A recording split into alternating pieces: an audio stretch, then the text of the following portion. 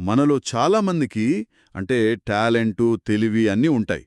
కానీ కెరీర్లోనో, జీవితంలోనో ముందుకు వెళ్ళలేకపోవడానికి ఏదో ఒక అదృశ్యమైన గోడ అడ్డొస్తుంటుంది.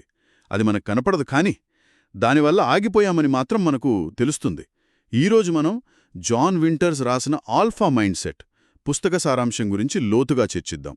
ఆ గోడను ఇటుకగా ఎలా పగలగొట్టాలో ఇది చూపిస్తుందన్నమాట. సరిగ్గా చెప్పారు. మన లక్ష్యం కూడా అదే. అంటే ఈ మూలమాధారంగా ఆ గోడలో ఉన్న 4 ప్రధాన ఇటుకలేంటో గుర్తించాలి. వాటిని ఎలా తొలగించాలో చూడాలి. అవును, ఆ 4 ఇటుకలే. 1 ఆత్మవిశ్వాసం లేకపోవడం, ఉమ్, 2 పెద్ద కలలు కనకపోవడం, 3 భయం, ఇక నాలుగోది బలహీనమైన సంబంధాలు. కరెక్ట్. ఈ 4 అంశాలను ఈ పుస్తకం ఎలా వివరిస్తోందో కొంచెం వివరంగా మాట్లాడుకుందాం. అయితే మొదటి ఇటుకతో మొదలు పెడదాం. అదే ఆత్మవిశ్వాసం. నాకు ఇందులో బాగా నచ్చిన విషయమేంటంటే, ఆత్మవిశ్వాసం అనేది కొందరికి పుట్టుకతో వచ్చే వరం కాదు. కాదు, అది మనం ప్రతిరోజూ నిర్మించుకునే ఒక స్కిల్ అని ఈ పుస్తకం చాలా గట్టిగా చెబుతోంది. ఇది వినగానే నా అభిప్రాయం పూర్తిగా మారిపోయింది.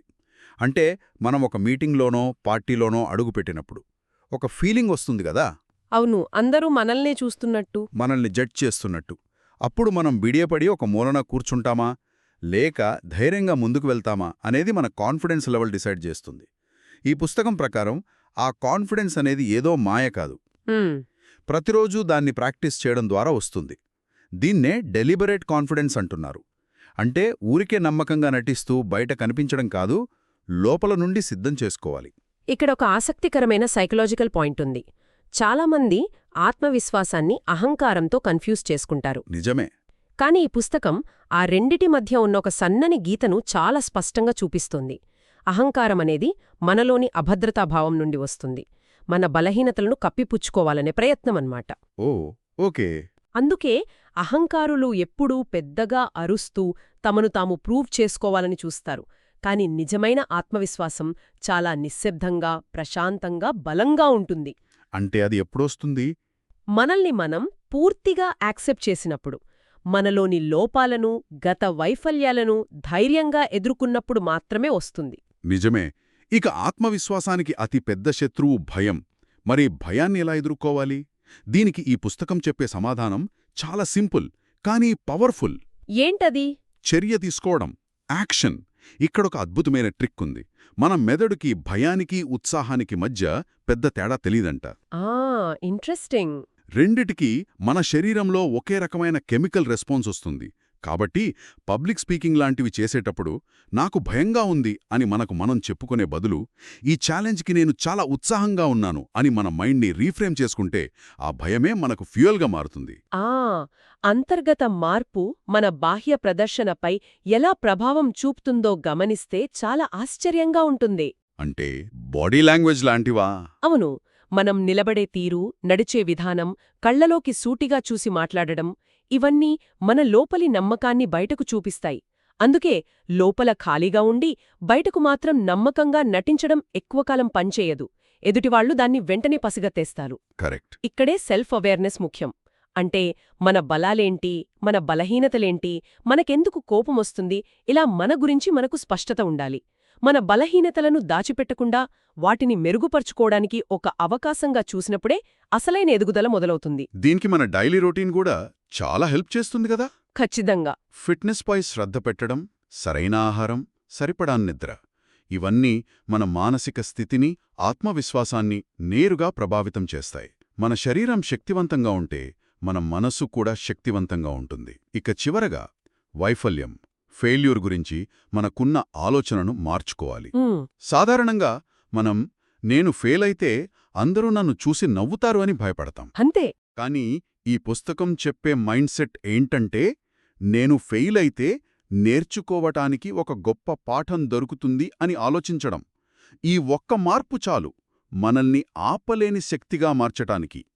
సరే, ఇప్పుడు మన అదృశ్య గోడలో మొదటి ఇటుకను ఎలా పగలగొట్టాలో చూశాం. మనలో ధైర్యం వచ్చింది.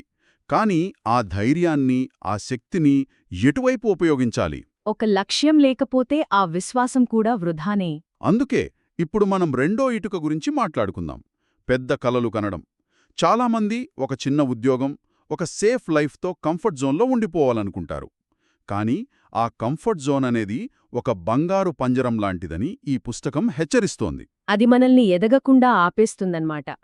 ఇక్కడ రచయిత ఒక కొంచెం కఠినమైన కాని నిజమైన విషయం చెప్తున్నారు. ఏంటది? ప్రపంచంలో 90% మంది ప్రజలు బయటి ప్రపంచం వల్ల ఊడిపోరు. అంటే విమర్శలు, అడ్డంకుల వల్ల కాదు. వాళ్ళ కలలను చంపేసేది వారి స్వీయ సందేహం, భయం మరియు వాయిదా వేసే గుణం. ఓ ఆశయమనేది కేవలం ఒక గోల్ కాదు, అది మనల్ని రోజూ నిద్రలేపి ముందుకు నడిపించే ఒక అంతర్గత అగ్ని. ఆ అగ్ని ఉన్నప్పుడు మనకు ఎదురయ్యే ప్రతి సవాలు ఒక అవకాశంగా కనిపిస్తుంది, ప్రతి అడ్డంకి ఒక పాఠంలా అనిపిస్తుంది. దీనికి మనకొక స్పష్టమైన విజన్ అంటే ఒక దృష్టి ఉండటం చాలా ముఖ్యం. అవును. ఉదాహరణకు మనం ఎక్కడికి వెళుతున్నామో ఒక మ్యాప్ లేకుండా ప్రయాణం మొదలు పెడితే ఏమవుతుంది? ఎక్కడికో వెళ్ళిపోతాం. మన సమయం, శక్తి అంతా వృధా.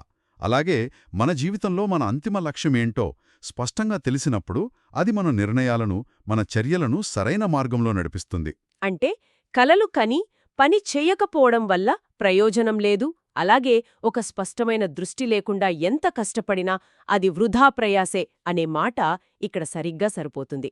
ఖచ్చితంగా మనం పెద్ద కలలు కంటున్నప్పుడు మన చుట్టూ ఉన్నవాళ్లు ఇది అసాధ్యం, ఇది నీ వల్ల కాదు అని ఎగతాళి చేయడం చాలా సహజం. అవును, అది ఫేస్ చేయాల్సిందే. ఎందుకంటే వాళ్ళు వాళ్ల పరిమితుల నుండి ఆలోచిస్తారు. కానీ ఆల్ఫా మైండ్ సెట్ ఉన్నవాళ్లకు ఈ బయటివారి ఆమోదం అంటే ఎక్స్టర్నల్ వాలిడేషన్ అస్సలు అవసరం లేదు. వాళ్ల నమ్మకం వాళ్ల లోపల నుండి వస్తుంది. అంతే. వాళ్ళు వైఫల్యాన్ని తమ ప్రయాణంలో ఒక భాగంగా చూస్తారు కానీ అంతంగా చూడరు. ప్రతి ఓటమి వాళ్లను మరింత తెలివైన వాళ్లుగా, మరింత బలవంతులుగా మారుస్తుందని వాళ్లకు తెలుసు. ఓకే, మనకు ఇప్పుడు ఆత్మవిశ్వాసం ఉంది, ఒక పెద్ద లక్ష్యం కూడా ఉంది. కానీ ఆ రెండిటినీ ముందుకెళ్లకుండా ఆపేది ఒకే ఒక్క శక్తి — భయం. ఈ భయం అనేది మన అదృశ్య గోడలోని ఇటుకలను కలిపి ఉంచే సిమెంట్ లాంటిది. దాన్ని పగలగొడితేనే గోడ కూలిపోతుంది. ఆల్ఫా మైండ్ సెట్ ఉన్నవాళ్లు భయపడరని కాదు, వాళ్లు కూడా భయపడతారు. కాని వాళ్లు భయాన్ని చూసే విధానం వేరు. అవును, భయం వేస్తోందంటే మనం మన కంఫర్ట్ జోన్ బయట సరైన మార్గంలో ఎదుగుతున్నామని దాన్నొక సిగ్నల్గా తీసుకుంటారు. భయం వెనుక ఉన్న సైకాలజీని అర్థం చేసుకుంటే దాన్ని జయించడం సులభం. మనం ఒక విషయం గురించి అతిగా ఆలోచించడం మొదలుపెట్టినప్పుడు, ఒకవేళ నేను ఫెయిల్ అయితే అందరూ నన్ను చూసి నవ్వుతారేమో లాంటి ఊహాజనిత భయాలు మనల్ని పూర్తిగా స్తంభింపజేస్తాయి. అంటే ఓవర్ థింకింగ్. ఎగ్జాక్ట్లీ. ఆ ఆలోచనా చక్రాన్ని విచ్ఛిన్నం చేయడానికి ఉన్న ఏకైక మార్గం వెంటనే ఒక చిన్న చర్య తీసుకోవడం. అందుకే భయానికి అతిపెద్ద శత్రువు తయారీ మరియు అనుభవం అని ఈ పుస్తకం చెబుతోంది. మనం ఎంత బాగా ప్రిపేర్ అయితే భయం అంత తగ్గుతుంది. భయాన్ని ప్రాక్టికల్గా ఎదుర్కోవడానికి ఈ పుస్తకంలో కొన్ని అద్భుతమైన టెక్నిక్స్ కూడా ఇచ్చారు. ఓ, అవేంటి? ఒకటి విజువలైజేషన్. అంటే మనకు భయం కలిగించే పరిస్థితిని మనసులో ఊహించుకుని ఆ సిచ్యువేషన్లో మనం చాలా ధైర్యంగా ఉన్నట్లు విజువలైజ్ చేసుకోవడం. ఒక ట్రైనింగ్ లాగా. అవును. 2 మైక్రో ఎక్స్పోజర్. ఇది భయానికి వ్యాక్సిన్ లాంటిది. చిన్న డోసులతో మొదలుపెట్టడం. ఉదాహరణకు ఆఫీసులో ఎప్పుడు మాట్లాడని వారు ఈసారి మీటింగ్లో ఒక్క చిన్న ప్రశ్న అడగాలని టార్గెట్ పెట్టుకోవడం. చిన్న చిన్న స్టెప్స్. అంతే. ఇక 3వది విశ్లేషణ కంటే చర్య. అతిగా ఆలోచించకుండా వెంటనే ఒక చిన్న అడుగు ముందుకు వేయడం. ఇక్కడే రిస్క్ తీసుకోవడం అనే అంశం వస్తుంది. రైట్. అయితే ఆల్ఫా మైండ్ సెట్ అంటే గుడ్డిగా రిస్క్లు తీసుకోవడం కాదు, అది క్యాలిక్యులేటెడ్ రిస్క్ తీసుకోవడం. అంటే ఆలోచించి తీసుకోవడం. అవును. ఒక పని చేయడం వల్ల వచ్చే లాభనష్టాలను బేరీజు వేసుకుని తెలివైన నిర్ణయం తీసుకోవడం. కానీ రిస్క్ ఎంత పెద్దదైతే ప్రతిఫలం అంత పెద్దది అనే సూత్రం ఇక్కడ వర్తిస్తుంది. కాని ఆ రిస్క్ వెనుక సరైన హోంవర్క్ ఉండాలి. సరే. సురక్షితమైన జోన్లో ఉంటే ఎదుగుదల ఉండదు. కాబట్టి భయాన్ని శత్రువులా కాకుండా మనం ఎదుగుతున్నామని చెప్పే ఒక స్నేహితుడిలా చూడాలి. ఈ ఒక్క మైండ్ సెట్ షిఫ్ట్ చాలా శక్తివంతమైనది. సరే, మన లోకల ఉన్న గోడను మనం పగలగొట్టేశాం. కాని కొన్నిసార్లు మన చుట్టూ ఉన్న సంబంధాలు మన కోసం కొత్త గోడలు కడతాయి. చాలా నిజం. అందుకే చివరగా ఈ పుస్తకం సంబంధాల గురించి మాట్లాడుతుంది. మన జీవితంలోని స్నేహితులు, భాగస్వాములు, వీరంతా మన అంతర్గత స్థితికి ఒక అద్దం లాంటివాళ్లు.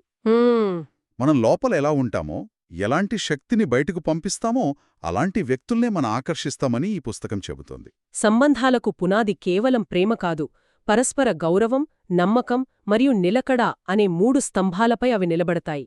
ఇక్కడే ఎమోషనల్ ఇంటెలిజెన్స్ చాలా ముఖ్యమైన పాత్ర పోషిస్తుంది. భావోద్వేగ మేధస్సు. అవును. చిన్న చిన్న విషయాలకు అతిగా స్పందించేవారు బలహీనంగా అస్థిరంగా కనిపిస్తారు. అదే సమయంలో ఎంత పెద్ద సమస్య వచ్చినా ప్రశాంతంగా దాన్ని పరిష్కరించేవారు చాలా బలంగా నమ్మకంగా కనిపిస్తారు. కరెక్ట్. ఇక కమ్యూనికేషన్లో 90% మంది చేసే తప్పు ఏంటంటే ఎదుటివారు చెప్పేది వినకుండా తాము ఏం సమాధానమివ్వాలా అని ఆలోచిస్తుంటారు. అవును. కానీ డీప్ లిజనింగ్ అంటే ఎదుటివారు చెప్పేది పూర్తిగా విని అర్థం చేసుకుని ఆ తర్వాత స్పందించడం వల్ల నమ్మకం, గౌరవం రెండూ అద్భుతంగా పెరుగుతాయి. సరిగ్గా చెప్పారు. అలాగే మనకంటూ కొన్ని స్పష్టమైన సరిహద్దులు అంటే బౌండరీస్ పెట్టుకోవడం చాలా అవసరం. చాలా అవసరం. ఎవరికి ఎస్ చెప్పాలి, ఎవరికి నో చెప్పాలి అనేది మనకు తెలియాలి.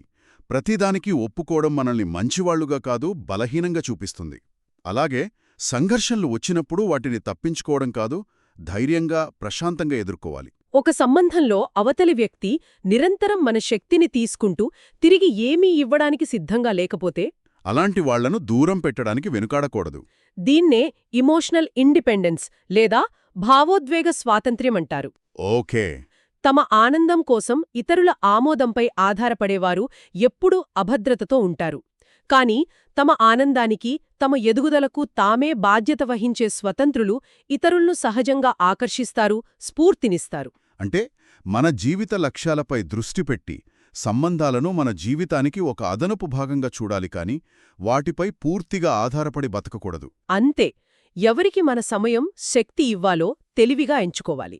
గోడలోని 4 ప్రధాన ఇటుకల గురించి చర్చించాం. ఆత్మవిశ్వాసం. ఆత్మవిశ్వాసం అనేది నిర్మించుకోవలసిందే. పెద్ద కలలు కనడానికి మన కంఫర్ట్ జోన్ను వీడాలి. భయాన్ని ఎదుర్కోవడానికి చర్య తీసుకోవాలి. మరియు బలమైన సంబంధాలకు భావోద్వేగ స్వాతంత్ర్యం అవసరం. ఈ పుస్తకం ఒక మ్యాప్ మాత్రమే.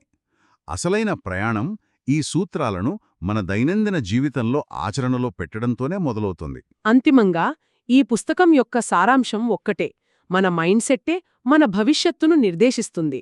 మన ఆలోచనా విధానమే మన తలరాత. అవును. ఈ మార్పు ఒక్కరోజులో రాదు. కాని రోజూ చేసే చిన్న చిన్న ప్రయత్నాలు, క్రమశిక్షణ మరియు భయాలను ఎదుర్కొనే ధైర్యం ద్వారా ఇది ఖచ్చితంగా సాధ్యమవుతుంది.